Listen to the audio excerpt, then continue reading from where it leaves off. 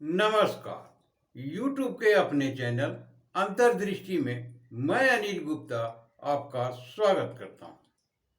आज ज्योतिष के इस कार्यक्रम में जो विषय लेकर के आए हैं वो है निरपति राजयोग।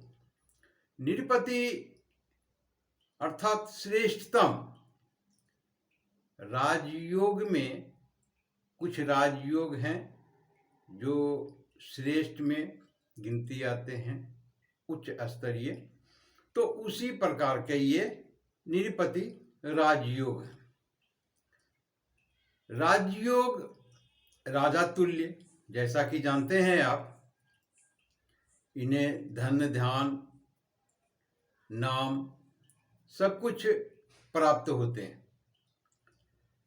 तो इस प्रकार के राजयोग जन्म कुंडली में कैसे बनते हैं, इसे जानने और समझने का प्रयास करते हैं। तो सर्वप्रथम जो इस राजयोग में कुछ नियम, कुछ शर्तें प्रत्येक में होते हैं, वो इस प्रकार से इसमें भी हैं। तो सर्वप्रथम राहु 10वें भाव में हो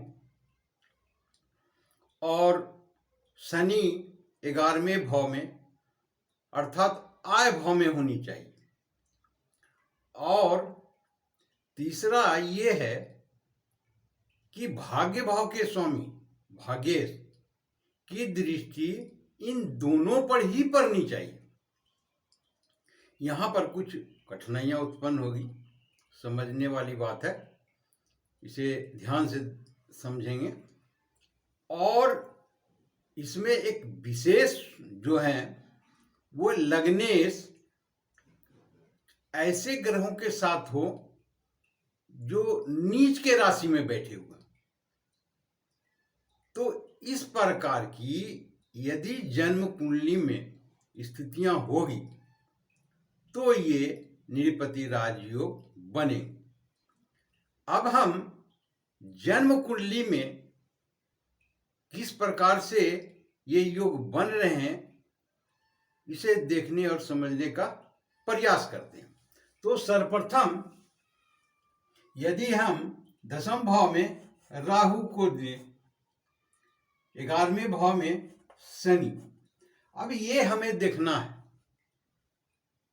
कि 9वें भाव का स्वामी मंगल कहाँ पर स्थित हो तो दोनों पर दृष्टि पड़े। तो यदि 4थे भाव में मंगल हो तो 7वीं दृष्टि और 8वीं दृष्टि, ये स्थितियां तो सुलझ गई।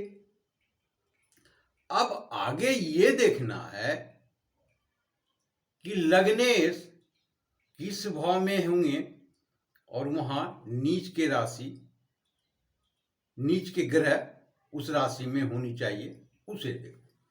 तो सूर्य दूसरे भाव में है शुक्र के साथ। शुक्र 6ठे राशि अर्थात कन्या राशि में नीच के होते हैं। तो ये स्थितियां इस प्रकार की जन्म कुंडली में बनती है, कोई भी लग्न हो तो ये निरपति राजयोग बनेंगे।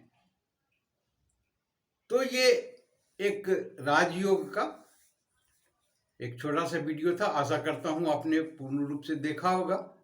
इसके लिए बहुत बहुत शुक्रिया, धन्यवाद।